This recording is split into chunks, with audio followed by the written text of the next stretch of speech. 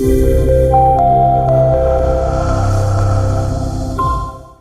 right, we're live into Facebook, everybody. Hope you're having an awesome day today. Let me just shut this one down on this end because sometimes when I leave it on, there it is. We get all echoey?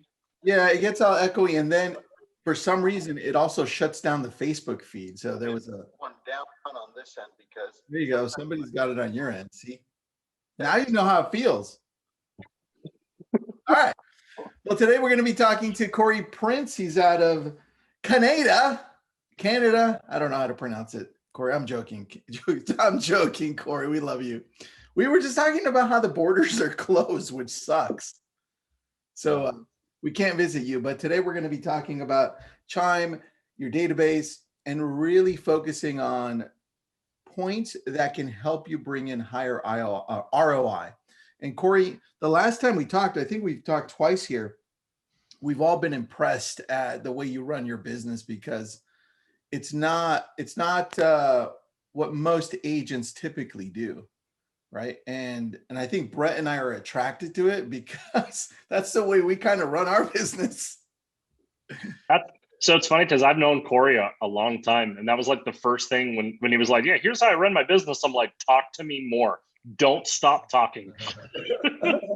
I think that's the best part. You kind of quarterback everything. So let's start with data-driven decisions because that's the first part of this webinar. Can you tell us about how you break down Chime to be able to make decisions that are data-driven? Yeah, so basically what I do is I integrate, essentially I've always wanted to have the all-in-one system, the holy grail of real estate, everything, the very best of each aspect of real estate all within one system. And we know that just is a fallacy, that just doesn't exist, you know? So when it comes to data-driven stuff and it comes to data in general, Chime does a really good job as far as tracking leads and their lead date and getting leads for a relatively inexpensive cost. But to actually make the decisions on that data, it doesn't put it together in a way that's as perfect as some other systems do. So what I do is I integrate with a system called Sisu. So Sisu is basically a way to gamify data. So it's real estate based. And what it does is it tracks some really key points just from your behaviors in Chime. So if you take basically the major ones are appointment set date, appointment met date, sign date, so whether the listing was signed or you signed with a buyer, whether you're showing them properties, and then closed. So if you track those 4 or 5 dates, you can actually go back and look at your history for the last 6 months or year, or 5 years or whatever it is, and you can see based on lead source how long from sign up date to closing a particular lead source is. So what I do is I go through and I look every month or every couple months or whatever, and I go, okay, so all the lead sources, Facebook, Google, pay-per-click, go down the list here, and you go, okay, well, the average time from this lead signing up to us actually having a closed deal where we actually got paid on, and you can see based on lead source, you can see a personal referral is probably going to be 60, 65, 90 days. It's going to be relatively quick. Like from another agent or something like that, that's a warm lead. But if it's a Google pay-per-click, ours are running at 425. So 425 days is the average. So some of them are 18 or 1900 days, and some of them are 3 months. But you can expect when one signs up to expect basically to talk to them in a way that they're going to be 425 days out. If you're talking to every lead like they're ready to go now, they're not.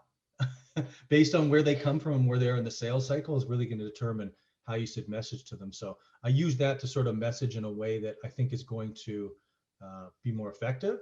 And then I can go back and I can look at that report and say, okay, so 425 days is the average for Google pay-per-click. So then I go to all of the leads that signed up between 300 and 500 days ago through Google pay-per-click, and I start messaging to them like they're hot. And the response is much, much better because they are. But they're old leads, right? They're old leads. But these are leads that have been maturing through the property that's maturing through the market snapshot, maturing through automation. And now you can message to them when nobody else is talking to them because they signed up on all those other websites probably around the same time and they're quote unquote dead leads. but they're actually mature leads now. So yeah, that's one of the ways that I do. Mindset perspective, that really changes everything, because agents will get a new lead and expect that lead to buy or sell on their time frame rather than the lead's time frame, and instantly just dismiss someone who isn't super receptive and ready to go, and quote unquote they're a bad lead, and then they view their old leads in this light of, well, they're old, so they must be bad. I don't necessarily know. I think that mentality probably comes from not knowing the data that you know, right? You know that it takes 425 days, so you're waiting for that lead to get to day 425, right? Because that's when they're ripe, you know. So ultimately, it's almost by being arrogant, or not arrogant, ignorant to the fact that these leads need that time to pass before they can really mature into a transaction. Agents just consider them bad when in fact they're only getting better with age. It's funny to me, because this is something that Kory and I have been talking about forever. Like since you and I started, like since we became friends, this is something you and I have been talking about since like day one. And the truth is, most agents do not look at data at all. They look at what they're being told to look at, and that's the only data that a cost per lead. What is my cost per lead? That's all they care about. And what's cool about what Kory is doing, and it's cool that you actually have a way of explaining. You just explained that better than I've been trying to explain this for years, and you just summed it up in literally like one sentence better than I have ever done. It's crazy though, because if you know how long each one of these leads converts, what can be done with that? Well, we can build out smart plans that are longer. So we have a slower build to it instead of the 10 days of pain that everybody freaking loves for some reason. You have this longer, I know, except for Trista, who's like, just, love you, buddy. We can have a longer build. We have this long build to it where on day 400 now it starts getting ramped up. Now personalized messages start going out. Now it becomes like you're saying, nobody else is following up with them because their 10 days of pain ended 390 days ago. Which is causing you more pain. Causing your wallet pain. The 10 days of pain are actually the agent being in pain, not the lead being in pain. Should be called. Truthfully though, Kory, what you're saying is so just, I call this the new age of real estate lead generation and the new age of lead follow-up. Because if we look now as an industry, we've become so much less personalized with the leads that we knew. Okay, so let's go back like 1980s. Okay, you used to have like an MLS book. People would have to come into, Tristan, how long have you been in real estate? I'm just messing with you, buddy. Point is, they used to have to come into the office. You used to have to do like floor time. We don't have to do floor time. You don't know your leads. And so now, using something what Kory's showing here is, if you're using this data to be able to stay in front of your leads and then activate them when they're ready. Yeah. Knowing who to touch and when and what to say to them is everything. That is what lead generation and conversion is. Lead generation, as much as people that don't have a lot of leads think is hard, is easy. Lead generation is easy. Lead conversion is hard. Yeah. Right. The way I look at it. And when you can standardize the process based on data, as opposed to, like you said, 10 days of pain or whatever it is. One of the things that's really smart to do, I think, is to triage in the very beginning with the AI bot, is to let the AI bot spend 5 days or so touching these people to see if they're a no response, which is like, let's say 60%, 50% of the people, whatever it is. And then the other people that aren't no response, but have some temperature of interest, and then messaging to them based on that. That's like that at scale, and standardizing that process so you're not relying on individual agents to do it is how you get a result. If you just take 20 agents or 100 agents, they're going to have varying degrees of ambition, varying degrees of resilience when it comes to getting really overworked. So if you're relying on them to do a protocol you tell them to do, the compliance is going to be not 100%. It just isn't. But with a bot, it's 24/7. You don't have to pay any overtime. People compliment and want to talk to Anna sometimes. And other times, occasionally they say, yeah, Anna was totally made a mistake there. And you're like, I use Brett's line. It's a perfect diffuser. I just go, oh yeah, we're training her. She's new. And like invariably you talk to another business owner, go, oh, tell me about it. Like it's an instant like bond where they've been there. They don't know that it's not real, right? So one of the really cool things about Sisu is because they're a data company, they integrate really, really well with systems. So it's not a, what's the word I want to say? It's not a really like incomplete integration with Chime. It's a native integration, meaning Sisu's developers worked with Chime's developers together. And they made it not a haphazardly connected system. It connects in a really amazing way and brings over your lead dates, brings over your lead source as a source of truth. So even if you change it in Sisu, it's always going to count the lead source as the true one in Chime, which is pretty amazing. And I'm an EXP agent. So we use SkySlope, I think all across North America. So in the United States as well as in Canada. So it also integrates with that. So what I do is when it's in the pipeline phase, so appointment set, appointment met, and we're showing properties, it puts it over into Sisu and it tracks those dates. When a transaction goes into SkySlope, it recognizes that transaction based on the email address and in Sisu, and then it updates the dates with the transaction. So it's data entry once, and then it goes and it syncs all three systems, which is my dream for the last 12 years or 11 years in real estate, is putting the entry in once and it being synced and being updated in all systems. And any other like techie nerds or data nerds, they'll know what I'm talking about when I say that. How? Do you remember back when you and I were trying to do that with like Zapier? And there were days when remember the day yours broke. I remember when you were having a nervous breakdown, to be honest. the day my Zapier didn't sync, Kory saw me, and I think that day alone shaved 10 years off my life. Like that's not even a joke. Kory saw me in a complete disaster state. He has seen me in a state no one else has seen me in. Yeah, I know. Like you can use Zapier, you can use RealSync. There's all these different companies that will sync real estate systems together, which are great, but they're breakable, particularly when complexity goes up. Yours was quite complex. But when you have native integrations, they're much more robust. They're much more battle tested, and they're not perfect, but they're not going to break in the same way Zapier is going to break. Because if Zapier breaks and you go, it's breaking, you're not their only client. And right. In fact, your business is not integral to their business surviving. So it's like you have to factor that in, right?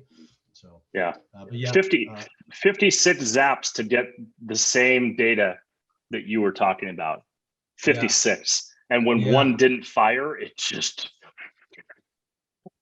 That's a great point that you bring up, though, because now you're finding the right points in when to touch the people. And I'm going to go back to what you said at the very beginning, because some people miss this, and that's the ability to know when it is that they need to go out and make that other extra effort to connect, because that's probably when they're ready.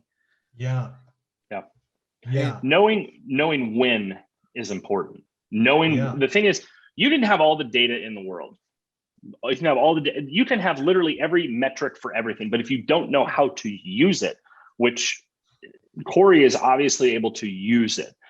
Kory, what metrics would you tell any agent that they need to be tracking? That's a very good question.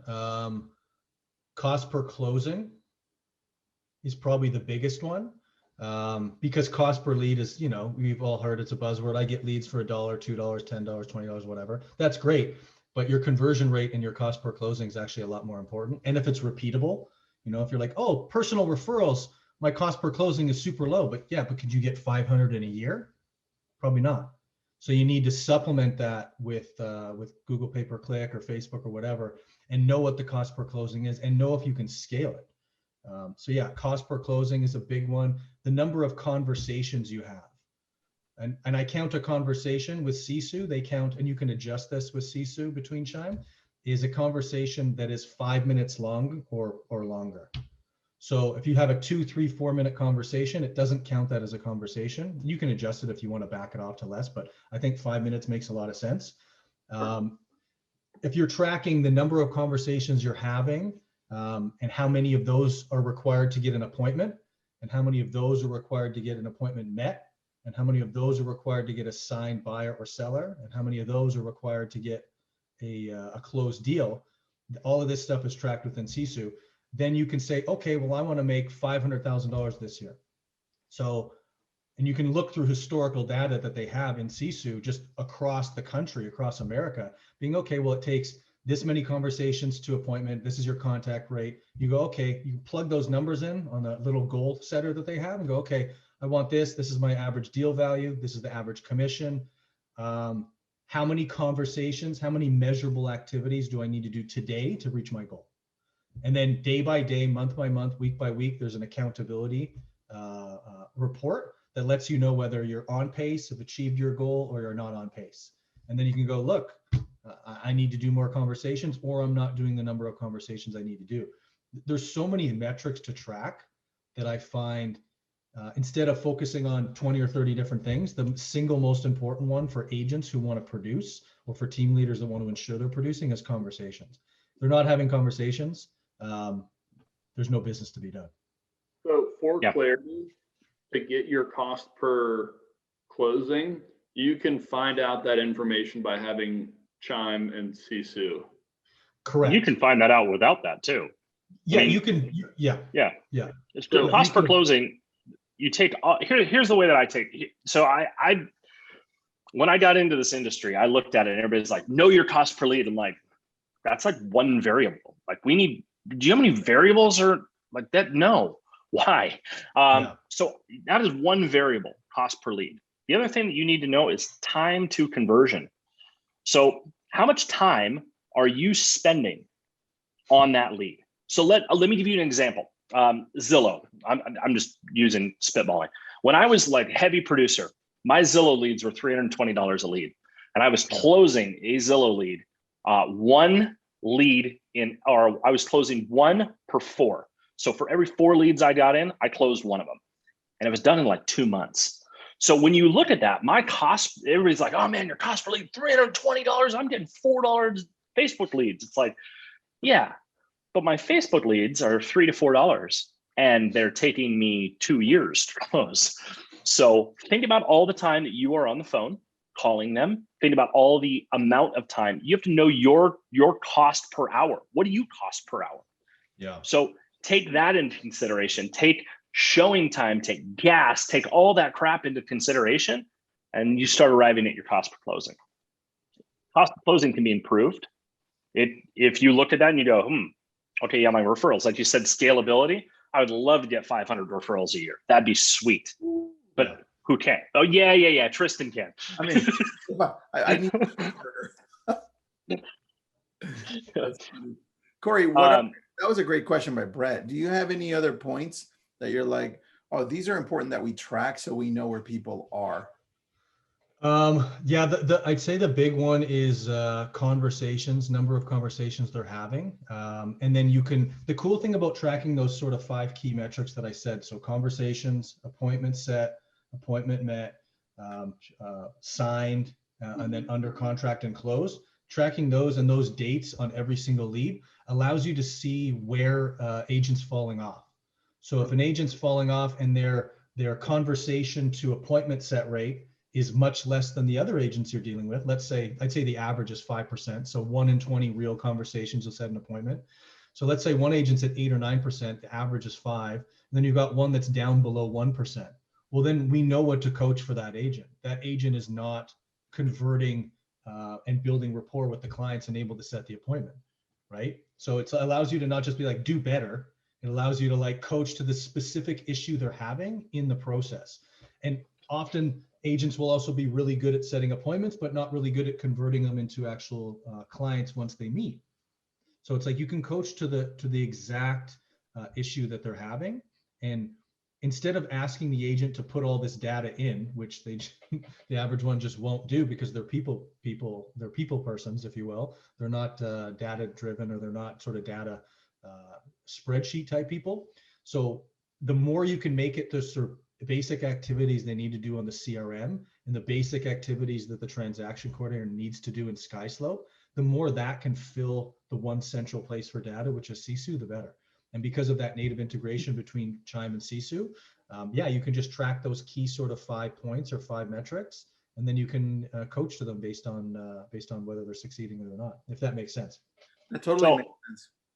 I know a lot of people are probably going to run out and get Sisu because of this webinar. So Yeah. here's what I want, because you and I are data nuts. Like Yep. you and I could look at a thing of like an entire spreadsheet of data and get a ton out of it. Most people can't. Right. If someone is going into Sisu and they're thinking about doing this for the first time, give me 3 takeaways that they can take away from this webinar that they can go today and implement using Sisu. Like what I mean by that is they're going to sign up for Sisu today. What are the 3 things that they should do immediately within that they can start getting good, trackable information right away? Right. So I actually chatted with Sisu and I actually got a free trial. So anybody who wants to try Sisu, I think it's 7 days. So go to trackyournumbers.ca, trackyournumbers.ca, and then it'll just ask you a couple quick questions. You'll be able to integrate it with Chime. Basically, the first things you're going to want to do is integrate it with Chime if you're using Chime, of course, and then it'll start tracking the conversations, the text, the emails, all that, pushing that stuff all over. And it's all done for people that aren't super tech savvy, the way Sisu's built. So it's not built in a way where it's like, I need to know how to run Google Sheets or Microsoft Excel at a extreme level. All of their developers on the back end do all that for you. And then they create really nice, simple reports. So there's like 12 or 15 sort of basic reports that they create, which is where I'm talking about all the data that I'm talking about. You can come from there, or you can get from there. So from lead date to closing, that's one of the reports. You can actually track return on investment based on lead source per agent, which is really incredible. So you can actually go and be like, okay, so let's say Tristan, Randy, and Brett are all 3 agents on the team. I can be like, well, I'm feeding them all the different lead sources sort of in a queue at a rate, but Brett converts Zillow way better. And Randy converts Google pay-per-click way better. And Tristan converts Facebook way better. And you can look at the numbers and then you can start diverting those resources to the agents that actually convert better. And that'll bring your cost per closing down and your return on investment way up. So I'd say that's one of the key ones that I would do if I didn't have it already. But just getting all that data in one spot and just figuring out exactly what the best return on your investment is with the money that you're spending. If that's a good explanation or not, you guys tell me. That's great. Yeah, That's a great explanation. What happened, Randy? I just think it makes a ton of sense to route based off of success with lead source. I mean, at the end of the day, you want to maximize conversion. And if there are different agents succeeding at different levels with different leads, set them up for success. Right. When you never know that too, right? Like you just be like, okay, well, Brett's closing this number. And in fact, one of you would outperform the other as far as total number of deals, but it might be able to even be better. Like you may be struggling with Google pay-per-click because you like more to the warmer leads, like a Zillow, let's call it. And it's just not for your personality type, but you're still closing them. But another agent like Randy is closing them at 3 times the rate you're closing them at. Why would either of you want to work the other ones? You'd want to work the ones you convert the best and return on investment's better, right? Better for morale, better for your pocket, better for the team in general. It's just win-win-win, right? Yeah, that's fair. I like that. All right, I put up the link here. I put it up into the Facebook page as well. Kory, anything you want to add, Kory? Because we've got about 2 minutes left. Something that was on your mind that we missed. I just appreciate the whole group and the mastermind and everybody sort of sharing and not hoarding their information like has been done in the past in real estate. You know, like I think people thinking about the things that they do that they feel like are proprietary in real estate isn't really necessarily going to cause them to do better and sort of outshine their competition. I think we can all get better together. I genuinely do.